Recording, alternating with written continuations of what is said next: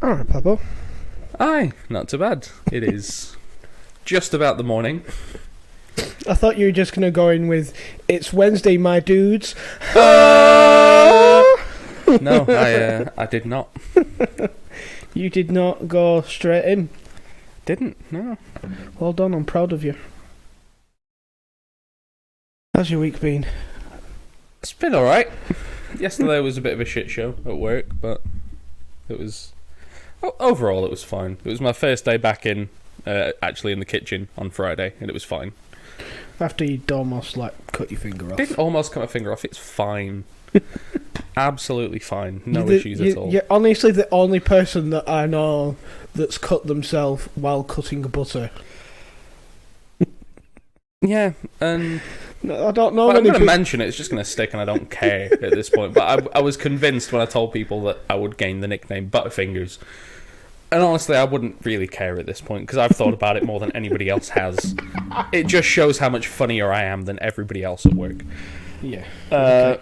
But yeah. But it's like, why weren't you using a butter knife? Because it's cold butter from the fridge. It is cold and from the fridge, and it is hard. That's why you need a sharp knife. But it got stuck halfway through and just went for it and got my finger. But yeah, whenever I have a period of not working in the kitchen, I always worry that I'll just forget, entirely forget how anything works. At all. Entirely forget, how do I make a pizza? How do I make it round? It's frustrating. Especially when I came back from... third lockdown, after Christmas when we came into the takeaway. I was like, honestly, I don't know if I'm going to be able to do it. I'd just completely forgotten. And then it all came flooding back. Pretty much, yeah. It's not difficult. A lot of it's muscle memory, because you take a dough ball that is round and you kind of flatten it out, and it is still round. Then you stretch it out a little bit, so it's just a bit bigger. And it's still round, and then you put it over a mound of dough and stretch it out so it wants to be round. Yeah. The only issue is if they overprove and go a bit big, they kind of misshape. Yeah. So that's when you end up with not round ones. There was one time that there was a fuck up with the delivery, and we couldn't get any until the Friday, and it's when we were opening Thursday. So the bosses ran out on the Wednesday and grabbed some from Macro, but they were square. Square dough balls. Well, they were rectangles, perfectly fine. They were fine to work with as well. It's just the first day I came in, they were all defrosted, and I went with all of them and I rounded them off. I just manhandled them until they were rounded off. And that day they were fine, because I did I was like, oh, they could do with being round. I didn't really know the effect of this. And then the following day I came in and it was busy from the start and I didn't have time to do it. All of the pizzas were fucking square, every single one. They should probably be square. If you're gonna, there's the whole thing online of putting a round thing in a square box and cutting them into triangles. Doesn't make any fucking sense. Yeah, no, but it's much more difficult to make a round box. And also, if it was a round box, it'd be far more difficult to actually get it out. And you have to be, with our pizza boxes, they're 10-inch pizza boxes. Yeah. So they fit a 10-inch pizza in, so it's touching either edge. But every now and again, the pizzas just end up a little big. It's just how it works. It's every now and again, they just end up a little bit bigger than they probably should. Yeah. And it's you're just kind of folding it over on itself. What happens if you make a square pizza in a square box and cut it into squares? I've had that. King's Castle do that, and King's Castle is great. I haven't had King's Castle. Oh, you should. It is expensive. Not dramatically, but everything's a couple of quid more than anywhere else. Yeah. But it is just really good. That's it. It's just really good. Everything they do is good. The pizza, they used to do square pizza, And they in the past year stopped, so now they just do round ones, which everyone was upset about, because if it's a square pizza you get more. But yeah, like, their pizza's good. Me and Becca, we get pepperoni, chicken and jalapenos with a stuffed crust, and it is perfect every single time. They use a proper, like, flame grill, so their chicken wings are, like, sauced and then put on the flame grill, so you get the nice little charred bits. Becca doesn't like those. The burgers are really fucking good. It's like, it's all takeaway quality stuff, but just the best that a takeaway quality shit can be. The best a takeaway can do. It's it's a takeaway. It does pizza and, like, I think they do kebabs and they do chicken wings and burgers. It's that kind of takeaway, but it is the best that you can get from a shitty takeaway. Yeah. Like, if someone specialises in doing burgers, yeah, you'll get a better burger from there.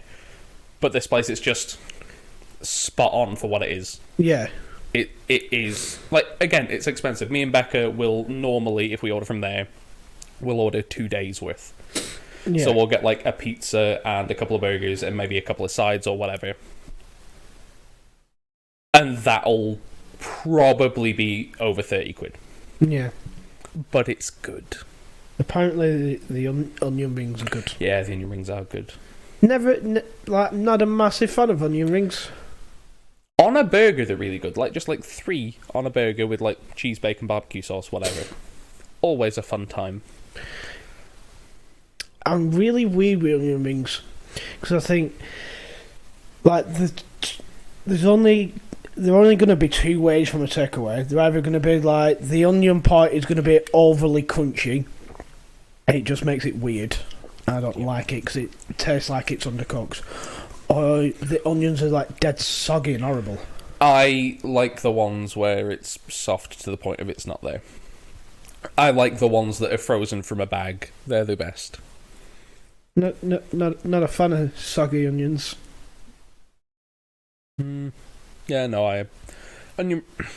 There's certain thing. Oh, me and Becca got Santa's down the road, 85 metres away. It's there. Yeah.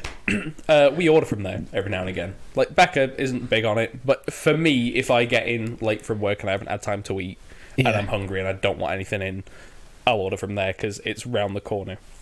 Issue is, we always pay the delivery fee. Every single time. Because they don't take cash. They don't take card if you go in and order. Yep.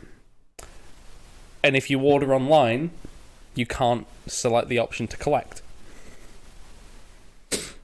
What sort of business doesn't take card these days? I know, it's ridiculous. Even like most taxis now take, like, cards. Oh, I was very lucky. Heading home from work the other day, I ordered a taxi. Mick shouted and he was like, "Oh, your taxi's here." And I just got a text saying, "Oh, your taxi's arriving." So I was like, "Alright." Walked out, got in a taxi, set off. You know when you look at the little phone setup they've got, and I looked at it, I was like, "Oh, AAA have updated the phone system. It's looking a bit better now."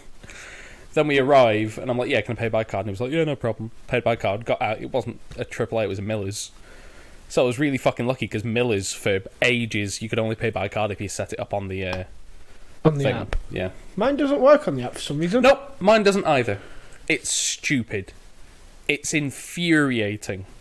Because it did for a while. When we worked at Tulketh Mill, I had my card details on the Miller's app and it worked fine. Yeah. But a couple of years later, I'm trying to book a Miller's and I was like, "Oh, I'll put my card details," and it just doesn't accept it. My card details are it just will not let me book a taxi with the card option.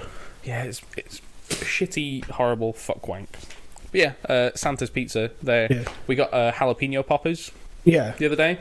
Jalapeno poppers are normally, like, they're fine. It's like cream cheese, jalapeno, whatever. Yeah. There, it's shitty American cheese inside. Ooh. Yeah. Cheese that isn't really cheese. Yeah, no, it was really good. Because especially, like, those on a burger would be really good. Yeah. So Colette's come back from being off sick at our place, which is lovely. It's nice to have her back. Like, I always say, Colette, that She talks non-stop and doesn't breathe in between sentences. It's unbelievable.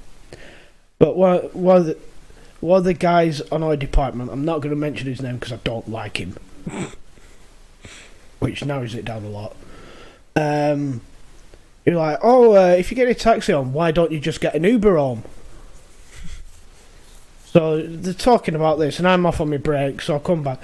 Kieran, have you got Uber on your phone? I said, yeah, I think so. Just when I go to like big cities and stuff, I can use it there. Just makes it a bit easier.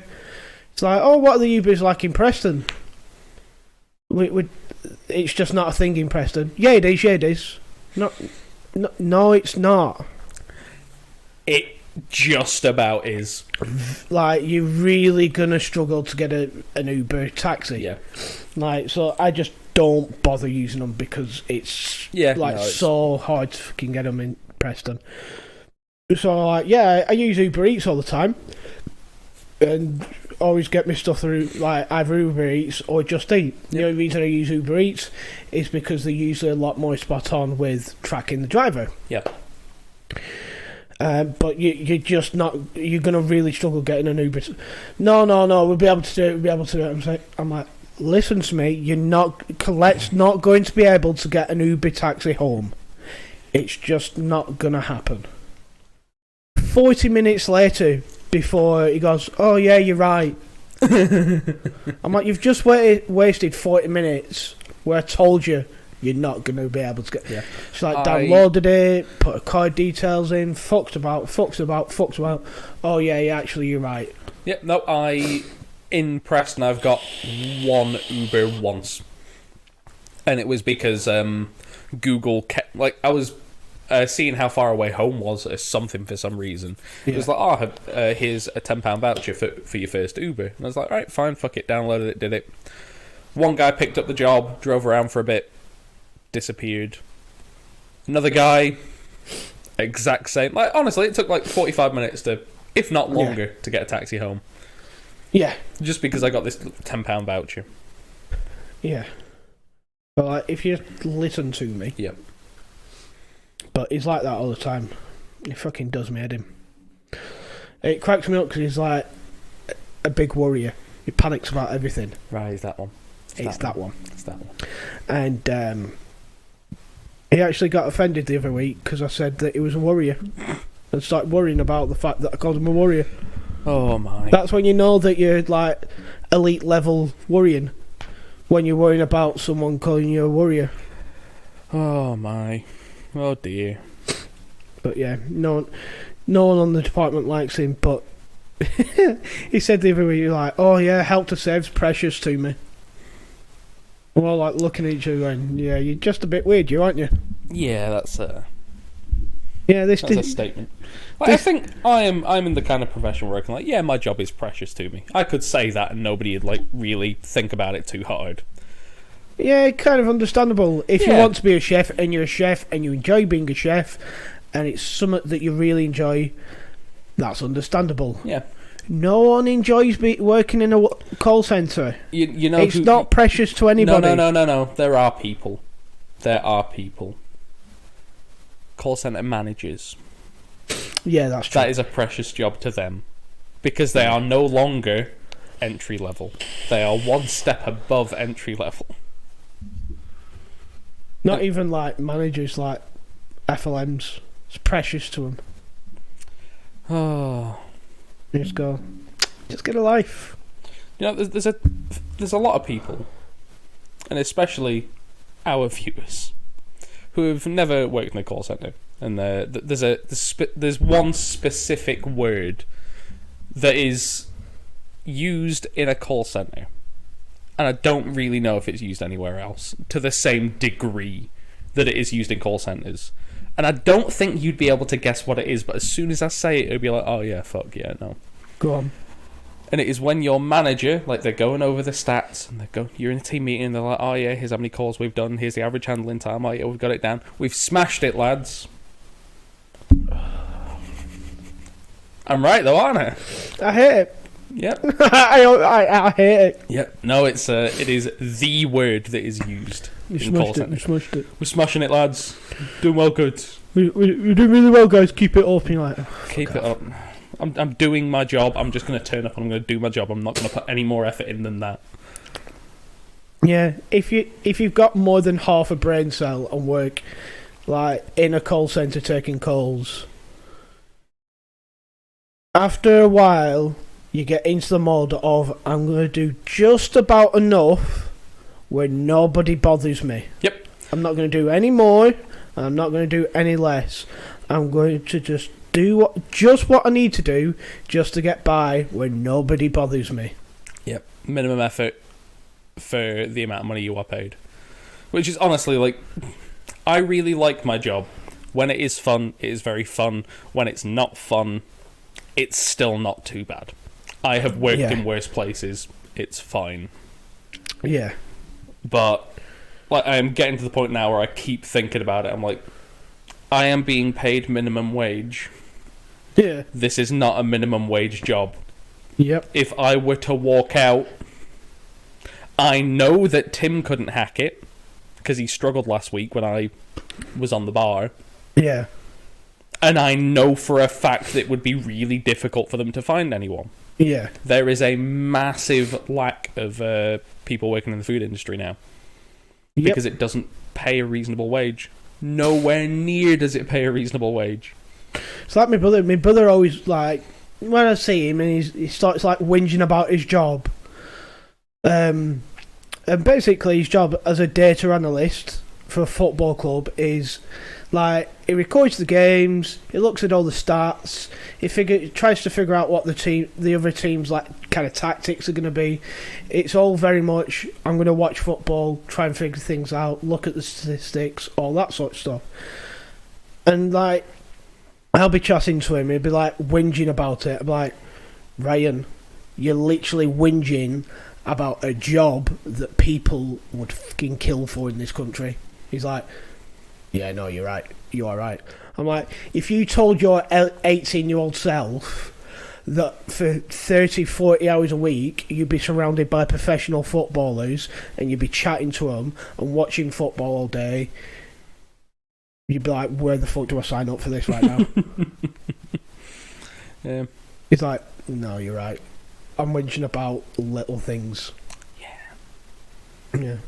It's like when his old manager was still in the job, Joey Barton. Absolutely loved him. He was like, he gets paid, say, for like 40 hours a week. He was saying he enjoyed it that much that he could go in at 7 o'clock in the morning and happily stay there until like 8, 9 o'clock at night. And then he'd just have little gripes about little things.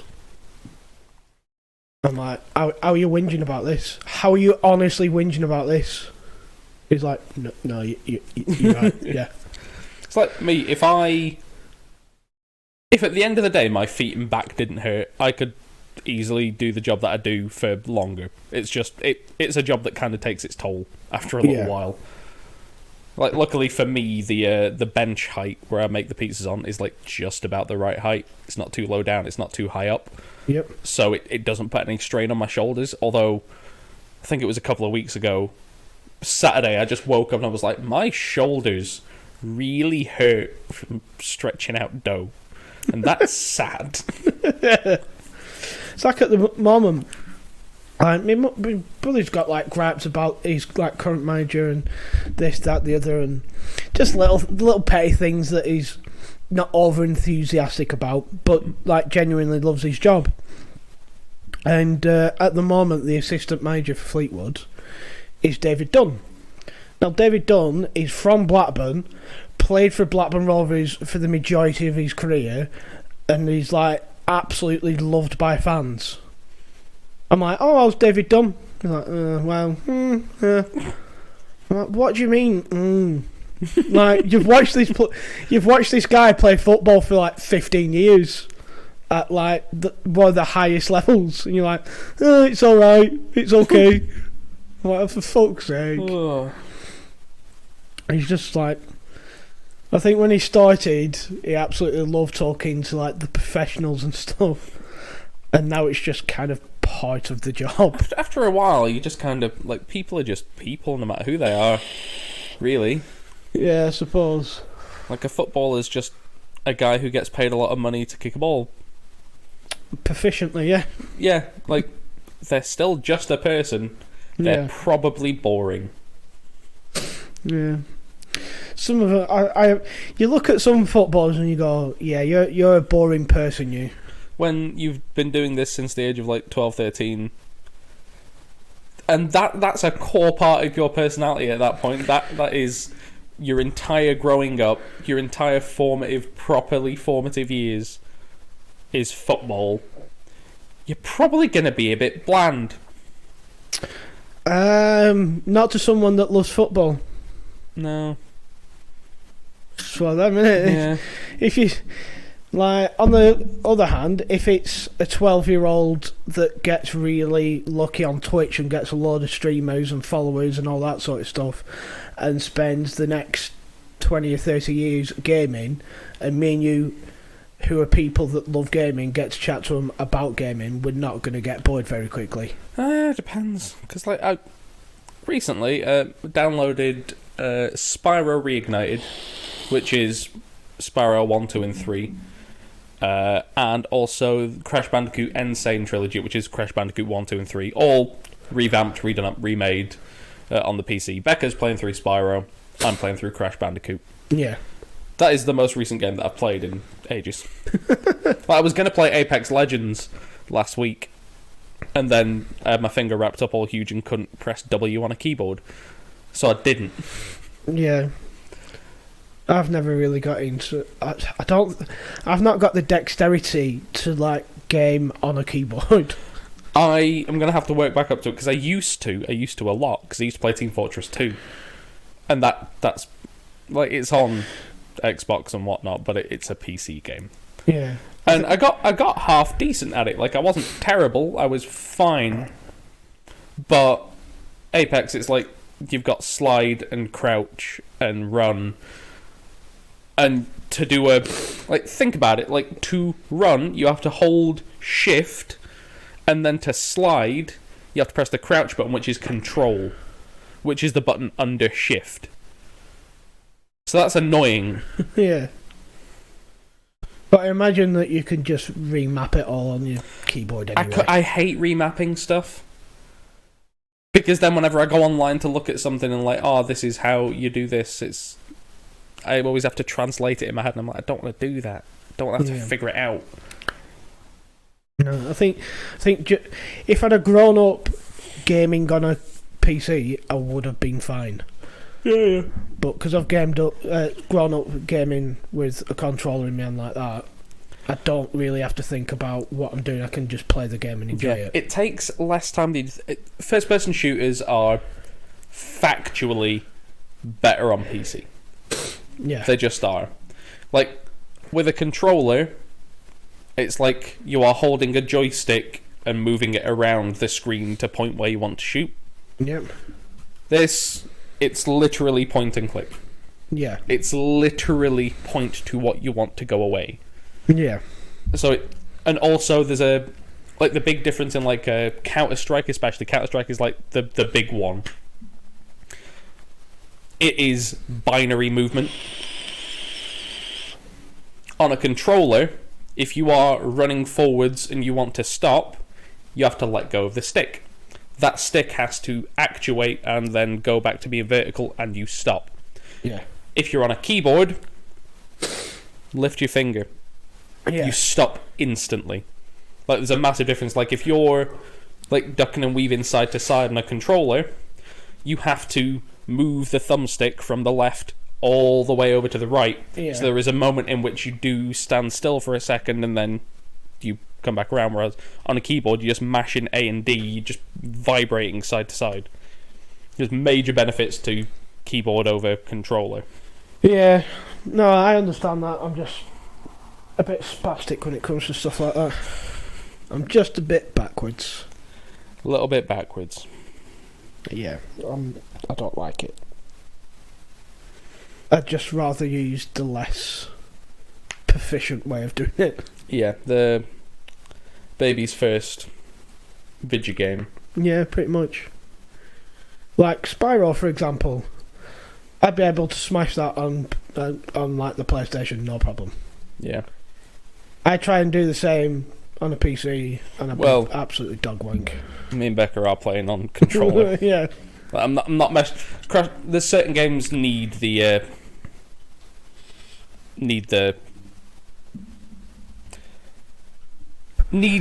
diagonals. Yeah. Like Crash Bandicoot and Spyro, you need to be able to do the circular motion, so on a PC it would be far more difficult. Yeah. Like, I'm sure it's doable, but it's like Dark Souls. Dark Souls on PC, technically you can play it on mouse and keyboard. Don't. Yeah. It's awful. But like some of the like high level PvP in Dark Souls has to be done with a keyboard because of how the controls work. Yeah. Certain things you can only do on controller, certain things you can only do on keyboard. Yeah. It's weird.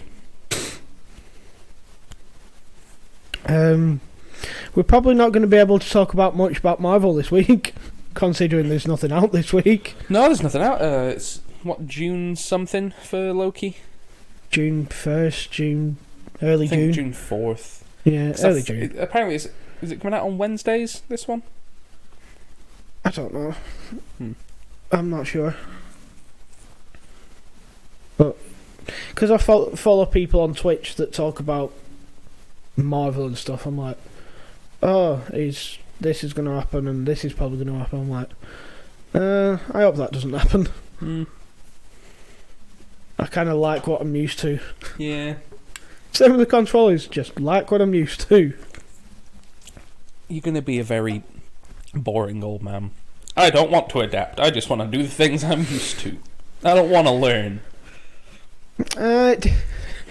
Very much depends on which area. Technology, I'm fine. I love tinkering. Yeah. Most other things, I'm like, yeah, I'm just not interested. Yeah, so... And we're on about, like, female Loki and all this sort of stuff. I'm like... I'm not excited for female Thor, but we'll see how it goes. Yeah, neither am I. Apparently, Natalie Portman's got absolutely hench, though. Oh. Super big buff. Super big buff. I was watching Star Wars, the second one, the other day. I totally forgot that Natalie Portman was in that. When you say... Alright, can we make an established rule? A rule now that's being put in place for Star Wars. If you say Star Wars, the second one, I'm going to think you meant the second that came out.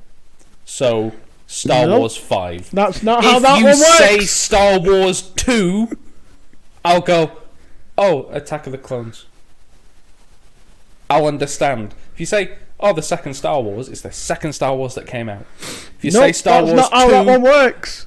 Go fuck yourself. That's not how that one works. Wrong. You're wrong. Because it's called... Because it's just the second one, isn't it? Weirdly, the benefit of that is Star Wars 7 and Star Wars... The seventh Star Wars is the same one. Yeah. 7, 8 and 9 or 7, 8 and 9. Yeah, either way. You're just being finicky about the... No, because yeah, if you say Star are. Wars, the second Star Wars, I'm going to be like, oh, so the second one that came out. Nope, the second one's the second one. No. Yep. I'm not being obtuse. You are definitely being obtuse. You are. You're complaining because your brain's a bit wonky. If you say the second Star Wars, to me, that's, oh, the second Star Wars that came out. Star Wars 5. Your brain's wonky. No. Number 2, the second one. But it's not the second one, it's Star Wars 2. It is Star Wars Episode 2. So it's the second one. It's not. It is. The second one is 5. You know that doesn't make any sense. It does. It doesn't. It makes no sense to have the 5th one as the second one. Fuck you. Fuck you and your backwards logic. Podcast over. I quit. Oh, God. And then I'm going to talk about the 2005 King Kong and you're going to want to punch me even more. That was a great film, It could Callum. have been better. No, it couldn't. It was perfect. No, it wasn't. It wasn't. Perfect. Go on, what could have been done better then? Most of it. Well, you're just lying. Honestly, right, I've not seen it in, like, I want to say nearly 15 years. I'll rewatch it. I'll give you notes. It's a good film. It's got Jack Black in it. That's the highlight of the film. And Jack Black doesn't play the monkey, and that's sad. Oh, God. Honestly, I'd be absolutely thrilled if Jack Black just somehow entered the MCU. That would... I don't care what the character would be, it would automatically be my favourite character. Have you watched It's Always Sunny in Philadelphia? I've watched the first couple of episodes and it wound me up. Oh. Because the only character I think that, like, Jack Black could play is also a character that Danny DeVito could play. And it's the Thing from the Fantastic Four. I think that'd be wonderful. I mean, I can kind of see it, yeah. I'm trying to think if there's anyone else, because generally, like, all the stuff Marvel-wise, everything I am aware of has been covered. Like, the only one that I know is coming that I am peripherally aware of is Moon Knight. And Moon Knight is ridiculous. I don't know hardly any of the characters. Moon Knight is essentially Batman, but, like, an idiot. Like, there was an interaction between Moon Knight and Spider-Man, and Spider-Man comes down. No, Moon Knight comes down and he's flying or something, and Spider-Man's like, "Oh my god, who sent you? Are you an alien?" He's like, "Yes, I am an alien. Give me all of your ketamine." It's wonderful. Yeah, no, I'd absolutely love Jack Black to be in the MCU. Don't know who he'd be. Neither do I. I think they should figure it out. But I'm fairly certain that, like, Jack Black's retired from acting now anyway. I think so. Yeah, he came out and said after the second Jumanji he was done. Oh, or the third one. He said he was going to do, like... I can't remember whether it was, like, just before they were going to start filming, like, the second Jumanji, or they're going to film, like, a third one. But after that, he was pretty much retired from acting. He's earned enough money. He's got his kids. He's got his YouTube channel. He's got his TikToks. His TikToks, just they're just amazing. I love them. Yeah. The amount of editing that goes into them. Yeah. I'm still really annoyed that just Tenacious D just don't tour enough. Well, they were touring, like, right before COVID. They were touring. I think they might have had to cancel a couple of shows, but they were touring because on his YouTube channel he was documenting it all. Was he? He was. I didn't know that. Yeah, no, it was there was a London one. He did all over, like, Europe as well. Oh, did he? Yeah, no, they were touring 2019. If they ever come to England again, do you want to go and watch 100%. them? That, like, there's no question. I don't care when it is. I'm doing it. Good. Let's do it. Because, like, Tenacious D is... It's a band, like other bands, Metallica or whatever, like, you have a lot of people from a load of different eras that are all seeing Metallica for different reasons. Like, some of them are like, oh, I grew up with them. Some people are like, oh, yeah, I really got into them later on. Everyone's seeing and into it for a different reason. Yep. Tenacious D, everyone likes Tenacious D for the same reason. Everyone is on the same page. It's dumb. Yep. And it's good, and it is enjoyable. There is no question. Everybody turns up to a Tenacious D concert for the same reason.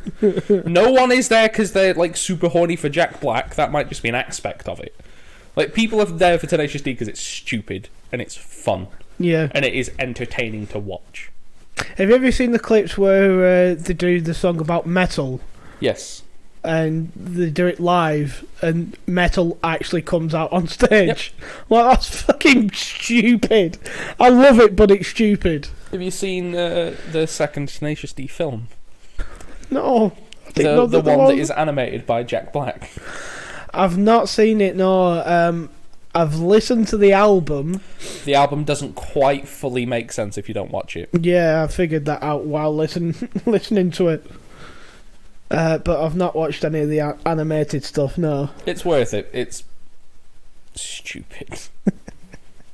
And just as in every album, there is that one song where Jack Black leaves Kyle and then comes back. Yeah. Oh god. Oh, I love Tenacious D. It's brilliant. You were never really into Flight of the Conchords, were you? No, and none of Tenacious D's songs are really about anything specific. They're just kind of songs that are dumb.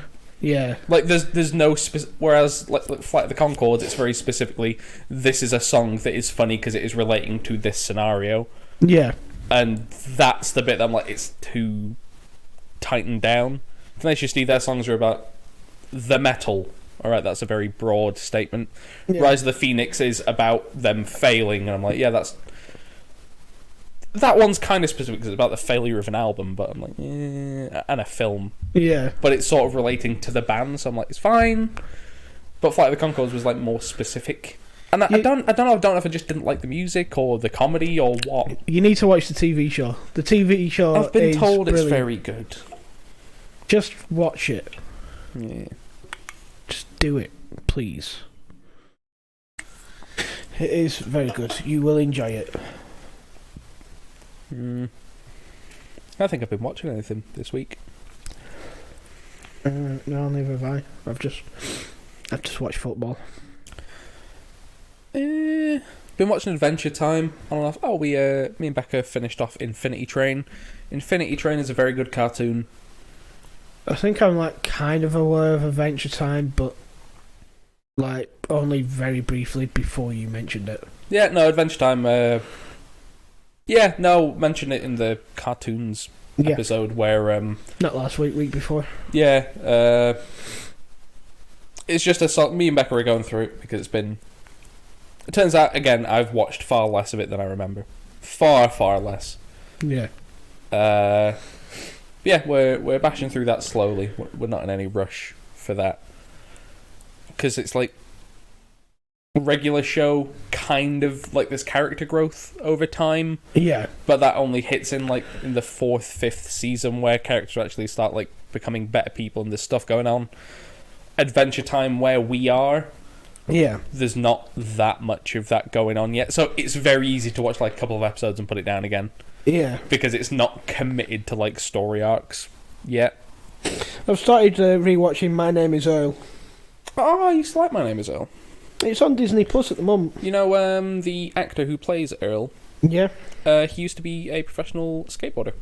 Did he? Yeah, full on. He used to have a deal with, I think it was Vans. They made, it's like Vans made shoes that were called Bucky Latex. They were named after a skater. He had some as well. Oh, interesting. Yeah. The only reason I started rewatching it is because I remember watching it kind of growing up, not very much, but very much aware of it because my dad watched it. And the actor that played Earl's brother was on Joe Rogan recently and has lost a lot of weight and got buff. Yeah, he is a big, intimidating man now. Yeah. What was he in?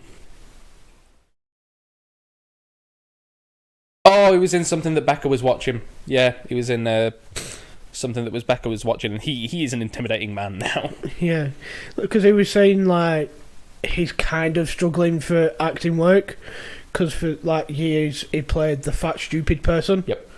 Now he's lost all the weight and got buff. He can't play the fat stupid person anymore. So yeah, it's. And apparently you're very horny for Jack Black. All the time. I'm not gay or bi, and I'm very horny for Jack Black. Yeah. Yeah. Jack Black, who is very open about his tiny penis. He's like, yep, anybody who rocks real hard, tiny dick. Like, he knows for a fact that Ozzy doesn't have a big one. Yeah. Ozzy Osbourne, what an absolute melt that guy is. I love Ozzy Osbourne, but he's just a bit of a weapon, isn't he? Really. One of the guys at my old job, like he's into his rap music and that, but he got invited to go see an Ozzy concert, And he was like, oh, it's not going to be that good. This guy's melted his brain over the past 40 years. This is not going to be a good gig. And he said, no, it was amazing. Like, he comes on and he's talking to the crowd and he's mumbling. Like, you cannot tell what he's saying. As soon as the music starts... Back in. He's back in. He is Ozzy Osbourne again. Yeah. It's just like, snap. Boom, going. Have you seen, like, the photos of him, like, when he's in his, like, 20s and 30s and, like, now? No. It doesn't look like himself. It doesn't look like an older version of himself. His hair got real flat. Like, his hair is just straight down now, and it used to be out. Yeah, honestly, if you saw a photo of him when he was, like, younger and saw a photo of him now, you're like, yeah, that's not the same person but older. That's a completely different person. Oh. Like, with most people, you see a photo of them younger, like, in the 20s, 30s, and then in the, like, 50s and 60s, and you go, oh, yeah, that's that person but older. Not with Ozzy Osbourne, you go, two completely different fucking people. It's brilliant. And that means that you're not straight, Keith. It does. It's a part of the lads' rule that you're allowed one man crush. It's part of the rules. It's in the rule book. It's in the bro code. You're allowed one man crush. One man crush. Yep. So you don't like any of the Marvel Chris's then? They're very good looking men. But they're no Jack Black. Oh. Christ. Yeah. None of them are Jack Black. Nobody is. No. Bar him. Nobody's as Jack Black is. Can you name a more perfect film than School of Rock? I mean, it's a very flawed film. It's not. I love it. I absolutely love it, but it's a very flawed film. Like, why doesn't he go to prison? He's committed fraud. No, he doesn't. Like, for some reason, in my head, there was like a text thing before the credits started. It was like, yeah, he went to prison, and then a few years later, he was let out, and then he started this school. No, yeah. Like, he definitely should have done. There's like a few things that you look like. I haven't watched it in a few years, and you're just like, this would just never happen in real life because he would go to prison. Well, yeah, but it's a film. It is fiction. Suspend your disbelief a little bit. Yeah, but it's a great film, and I love it. It is. Other than things being unbelievable, blah blah blah, whatever, blah, blah, blah, it's perfect.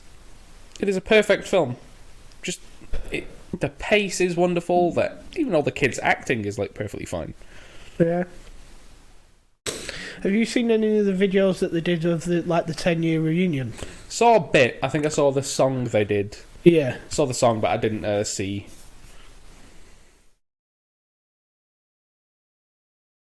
That is actually wild. The guy that played Spider in School of Rock is... was he the drummer? Yeah. Yeah, I figured. That's a drummer name. Yeah, he's... Oh no, isn't Spider one of the guys in the other band? I don't know. I can't remember. It's been a while since I've seen it. But that's mental. Mm.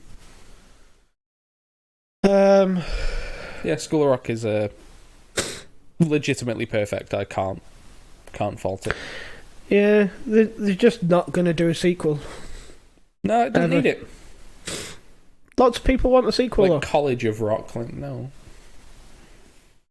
They could just call it School of Rock 2, and it could just be them as adults, and he's still teaching them how to rock out.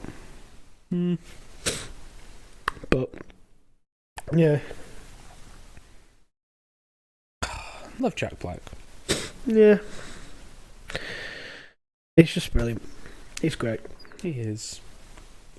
I should probably talk about my topic for the week and get that out of the way. Just before we do that, yeah, I showed my dad yesterday the TikTok that you made of the photo of Danny DeVito that you got. Because I kept like all day after I asked you about it, I was like, Danny DeVito. I showed him like the photo you have because Danny DeVito came up in the quiz last Sunday, and you're like, how did you know it's Danny DeVito? You haven't watched that film? I can't. It was like one of the films that you're in. You're like, how did you know that that's Danny DeVito? I'm like, because my friend has a drawn picture of Danny DeVito in his kitchen, and I told him the story that you told me about. When I was helping the little girl. Yes, Matilda. Yeah, Matilda's actress, who I don't remember the name of. I don't think she's acting anymore. No, I don't think it was her. But it was Newt from Aliens. The kid in Aliens. She became a teacher. Yeah. What's the? I can't remember what the programme's called.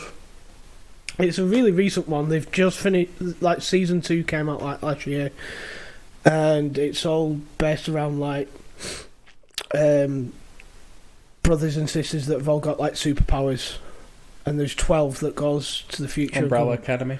Yeah, I don't know what they're going to do with season 3, because the girl that was in it that was like almost destroyed the planet in season 1, she's transgender. She's no longer a she. It is Elliot Page. Elliot Page. So what they're going to do with season 3? I can't remember, because there was something about it ages ago, and I don't think they want to recast. I think they are just going to change the character over, which is easy enough. Okay. That seems fine if they're just going to write it that way. Oh, something that was really nice, because Elliot Page was, before he came out, was in SNL every now and again. And as soon as he came out, whoever runs the SNL YouTube channel just went and changed everything that he'd been in. It was like, nope, Control F, Ellen, Control, swap out Elliot, which was like, it's one of those things that honestly it needed doing, but it's the kind of thing that people just kind of don't think about. It's a nice gesture, I suppose. It is. It's the kind of thing that people eventually would have come back around and been like, hey, how come you've not changed this? So it was very responsive, which was expected, but I think it's kind of expected that they wouldn't have done it. Like, just it would have been an oversight. Yeah. But no, I think it was like a couple of days after. It was done. Yeah, I mean, I don't know. I don't really know much about the transgender community. You don't. I know nothing. Yeah. Really? Apparently they're writing it into the story, which I'm sure will be fun for Elliot. That'll be just top notch. It'd be interesting to see how they do it. Yeah, let's go with that. It'll be interesting to see how it's done. Yeah. To be fair, they'll probably have like direct input from Elliot Page himself, so there's that benefit. Right, let's talk about... Go on, sorry. Oh, no, I was just going to say, if Elliot Page at all gets like annoyed with the writing, he'll just fuck off. Probably like, yep, nope, done with it, forget this. My topic for this week is Phil Lord and Christopher Miller, two absolute geniuses in the TV production world. They are fantastic. I've even got the Wikipedia page up because they have done far more than I remember. Yeah. Because just film wise, they wrote and directed Cloudy with a Chance of Meatballs. I think I've seen clips. It's a good one. Yeah. There's a leak in the boat. Means nothing to me. No. There was literally a leak. Like the vegetable in the boat. Okay. 21 Jump Street, a film that I'm not huge on. I love it. Again, I'm not the biggest on it. But, a lot of people liked it. They directed it. I enjoyed that on 22 Jump Street. My sense. Yep. Similar sense of humour. The Lego Movie. Absolutely amazing film. we're flip flopping here. You're going 22 Jump Street. No, not really bothered. I'm like, brilliant film. You're like, Lego film, great film. I'm like, ugh. Lego Movie is great. They went into such detail with everything about it. It's just wonderful. It is a. The song from it just ruined it for me. It just. That's a great song. Oh no, it's fucking annoying. Everything is awesome. It's almost like the Frozen effect. Like that song got like the main song from Frozen got played that much that I'm like, right, I fucking hate this film now. It's doing me head in. Okay, 22 Jump Street. Yep. They also directed. Great film. Same again. Spider-Man Into the Spider-Verse. I actually didn't know that was a film until I watched it. Yep, you thought it was a series. I did. Still really enjoyed it though. Brilliant. Really enjoyed it. Yeah, no, it's absolutely fantastic. Phil Lord specifically did the writing for that. He wrote that one. Yeah. Lego Movie 2, they did not direct, but they did write it. And Untitled Spider-Man Into the Spider-Verse sequel, they have written. Both of them this time, not just the one. Okay. And almost everything they have worked on, they have produced as well. Yeah. Bar 21 Jump Street. Everything else they've produced. Did you say that they also worked on, I think we were talking about this before the podcast, they did some work on How I Met Your Mother? Yep, they did some of the writing for How I Met Your Mother, some of the directing for Brooklyn Nine-Nine in 2013, so that must have just been like, right at the beginning. Yeah, it must have been early on, like first season or two. Yeah, they are also, like, they are, honestly, probably now they are far more well known for Lego Movie Spider-Verse. That's the thing that if you say the name, people are going to be like, oh yeah, that one. Yeah. Also, more recently, Mitchell's vs. the Machines, they produced. I've never heard of that. Oh! Storks as well. Did you watch Storks? No. Andy Samberg plays a stork in it. And it's all about, like, children being dropped off. Like, that's the film. It's pretty good. It's actually very good. It's pretty funny, and Andy Samberg plays the thingy. The only Andy Samberg film that I've watched recently is the one on Amazon. It's only recently just come out. And it's a whole, like, time loop thing. Oh. And he, time loop thing, and he falls in love with someone. Ah. That kind of sounds like 50 First Dates. Kind of. Yeah, kind of. Similar kind of concept, but him and the person that he falls in love with, like, at the beginning of the film, he's in the loop, so it's like the same day, which is like a wedding. And in the first 20 minutes, she, like, goes into this cave that he's going into and gets caught in the loop. So they spend like thousands of days together, but it's the same day looping over and stuff. It's a good film. I'd say watch it. It's a decent film. Ooh. Yes, and more recently they also did the Mitchells vs. the Machines, which me and Becca watched the other day. That when I saw the trailer initially, the trailer for it that came out like last year, I want to say, I really didn't care for the premise. Like the way the trailer was portrayed, it's like daughter's going off to college, and dad hates technology. He's like, no, we need family eye contact while we eat dinner. Yep. And then accidentally smashes her laptop. There's this whole thing. And then like the actual main body of the film is not Apple have made robots to like as personal assistants, and they all go evil. That's the premise of the film. Okay. But it doesn't go too hard about the anti-technology thing, which I really thought it was going to. Yeah. Because the way the first trailer came out, it was like, oh, yeah, the dad hates technology and he's going to be proven right with like robots taking over, and it's going to be a little preachy. But no, it's not. It's really not. It's a really, really nice just family film about a dad who is going to miss his daughter when she leaves and learning more about each other. It's fantastic. It's really, really good. Okay. Also, there's a giant killer Furby in it, and it's hilarious. Very nice. But they produced it, and it is. It's animated in a very similar way to Spider-Verse, where Spider-Verse is a 3D film with 2D faces and shit. And the majority of the film is 3D, but aspects of it are done in 2D, like eyes, mouths, nose, expressions. So, like, it's just, like, character model that you then draw over to do all the important stuff. Yeah, they are very... They know the comedy that they do really well. Like, Clone High is one of the first major things that they did. It's the first thing they directed and wrote. Yeah. And it's just a hilarious cartoon. Came out on MTV, I'm pretty sure. Yeah. The premise is the US government has cloned a load of old famous people. So Abraham Lincoln, JFK, Cleopatra. Before, but all of the teenagers are now... All of them are teenagers now because they all were born at the same time. Yeah. And they're in high school. So it's following all these famous people in high school, and it's stupid. Yeah. But it's so ridiculous that it works. Yeah.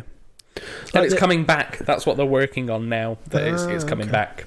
And it ends on such a note that it can carry on. It doesn't have to cover anything. Yeah. It can just carry on from where it left off. It's like the only film that I've been put off in the last couple of years watching because of the trailers and stuff was Joker. With Phoenix. Joaquin Phoenix, yes. Joaquin Phoenix. And, it was so hyped up when it came out. Yeah.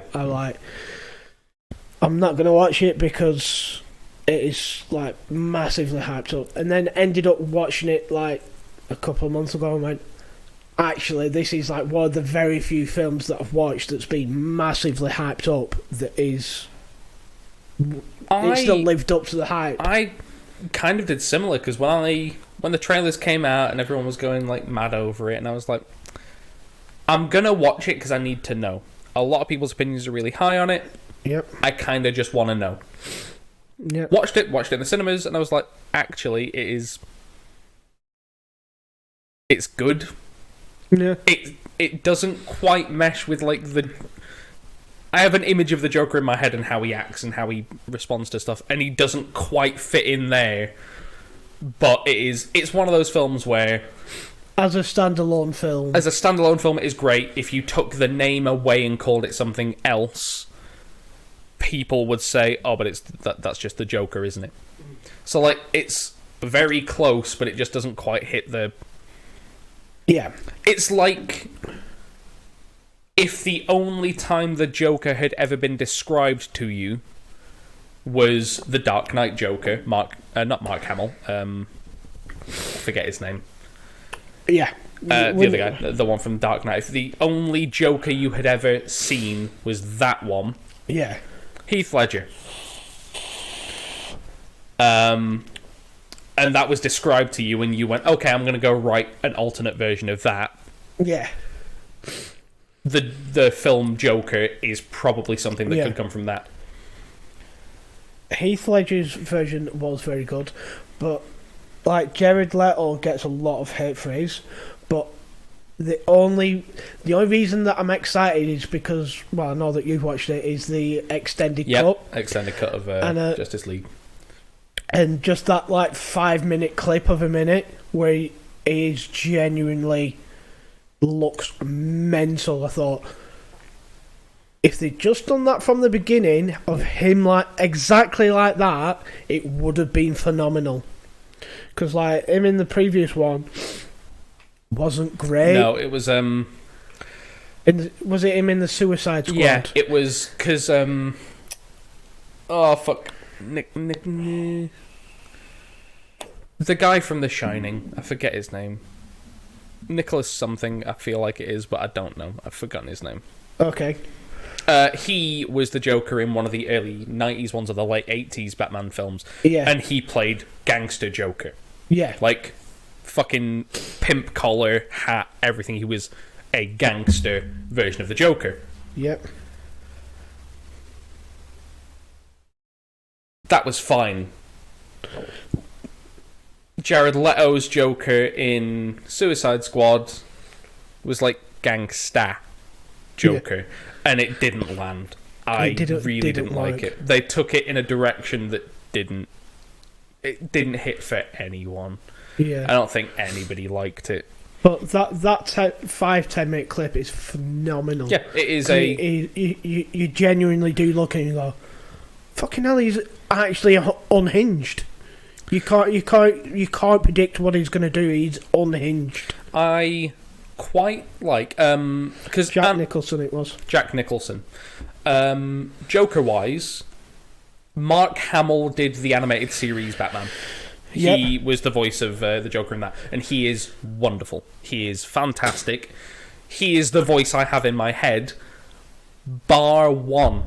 There is one other guy who in my head is the voice of the Joker, and it's the guy who voices Bender, and I can't remember his name.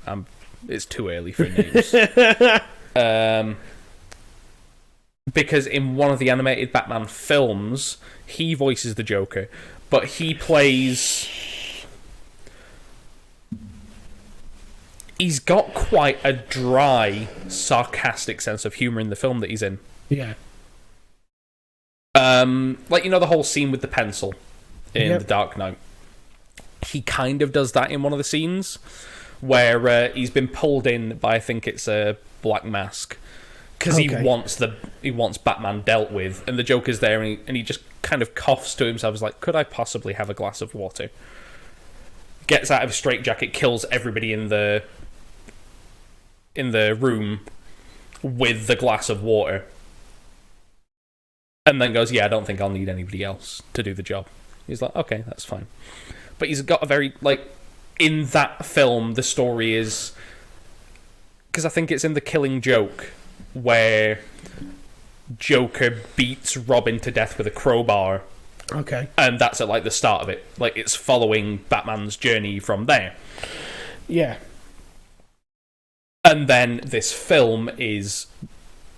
Robin has come back, he is fully grown, and he wants to kill the Joker. There's a scene in which, like, Robin has a gun to his head, and Batman's talking him out of killing him, and the Joker's just mouthing off to fucking everyone. But it, like, super dry. And he's like, oh, you're no fun. Yeah. Yeah, but that's voiced by the guy who does Bender and Jake the Dog, and a ton of other characters, and he was very good in it. Okay. Yeah, I don't like the Nolan Batman films because it's taking Batman. There's serious Batman, but even serious Batman in like the most serious of the cartoons, they still acknowledge that Batman is fucking stupid. Yeah. Batman is a rich man who beats up poor people. That's Batman. Yeah. I quite enjoyed the Nolan ones, but I enjoyed them when I first watched them, and then I watched them again and I went, it's too serious. Yeah. Like, even the Joker for me was too serious. Like, it just wasn't fun at all to watch. Like, I enjoyed the film, it just wasn't a fun film to watch. Yeah. It's like, what's the Harley Quinn film called that came out a couple of years ago? Oh, it's really long-winded, I don't care. Fucking ruined that character, that film. I thought it was not fine. enjoy it at all. It was fine. I genuinely don't enjoy any film where it's all like, oh, girl power because we're girls and we're great and we can do exactly what men can do because we're women. It's very patronising and it doesn't work. It wasn't quite as heavy-handed as other films have done. Yeah.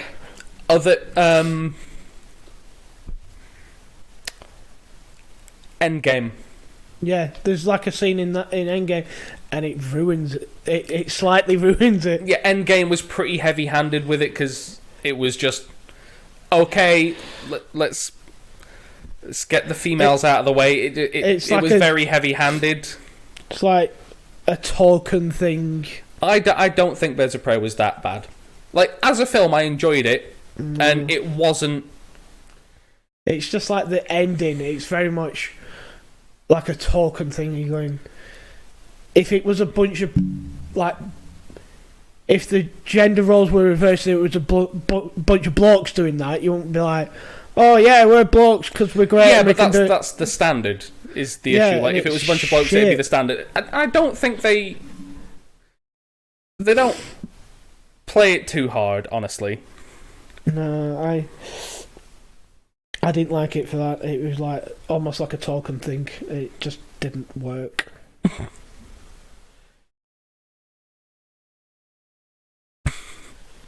What's she threatening now? Becca's going to come downstairs and beat us. What? Beat us? I've not said something else in this podcast that I'm going to get in trouble for, am I? Oh, you've said far too much. I usually do. Birds of Prey was... My opinion, Birds of Prey was good. I don't really have any issues with how it's presented. It was not as ham-fisted as Endgame was. Like, Birds of Prey is a film about women doing these things, and that's fine, I don't care. Yeah. In Endgame, now it's time for a 3-minute segment of all the women superheroes, so we can get them out of the way and we can focus on the important ones. Yeah. It was like the Ghostbusters film that they brought out a couple of years ago. And that was almost like a token film for women. And it just didn't work. Oh, it was fine. I liked it. No. They made it too much of a token thing. Oh, women! Look, these women are great. I'm like, no, it doesn't work like that. But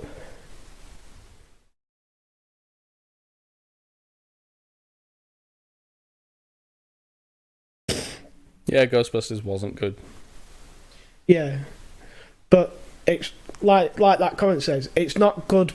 Not because the women, it was presented as like a token thing for women, if that makes sense. I don't remember, honestly. I don't remember any of the advertisements for it. All I remember is all the news outlets being like, oh yeah, it's the all-female Ghostbusters. Yeah. I don't remember if the film was presented that way, because obviously it kind of is, because it is the all-female Ghostbusters. Yeah. But I don't remember any of the advertisements really pushing it for that fact. I didn't like the film. Yeah, I think I have watched it once. So like, as a film on its own, I enjoyed it more than I thought I was going to, because I went in with no expectations, really not looking forward to it. Watched it, and as a film, it's pretty alright. Actually, it's fine. It just doesn't fit in the Ghostbusters hole.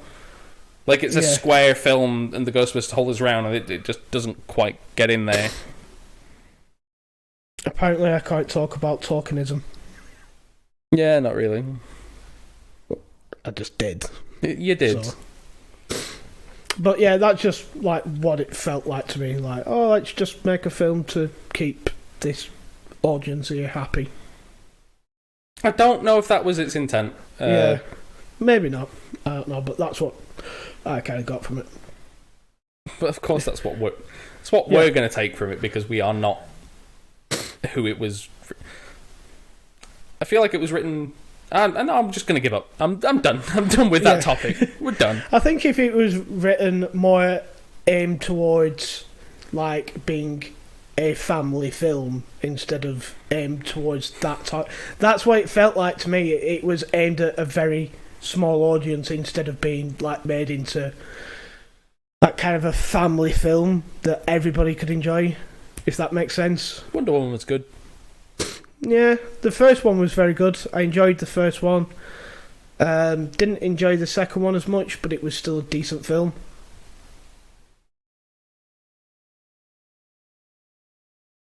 Yeah, second one was fun. Second one, the end of the film is just entirely unbelievable, and I give up. Yeah. It was very predictable. Certain bits of it was just very predictable. The whole Chris Pratt thing of you've just got to feel the pockets of the air and this and that and the flying, and you go, right, well, she's going to fly in this film without an aeroplane. Very predictable. And it's Chris Pine. Yeah. It just felt like a Chris Pine film instead of a Wonder Woman film again. But no, I enjoyed the first one. The first one was very good. Yeah.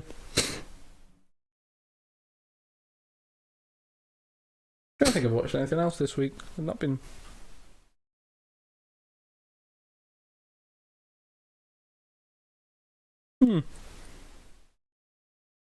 No, it's been like bits of Adventure Time, and honestly, that's been it. Yeah. And work. Oh, God. Yeah. Do I leave it there then? Yeah, we'll leave it there. Let Becca come down and punch us both. Yeah. Because we've annoyed her again. Yep. Okay. Oh, Right. See you in a bit. ta-ra. Ta-da.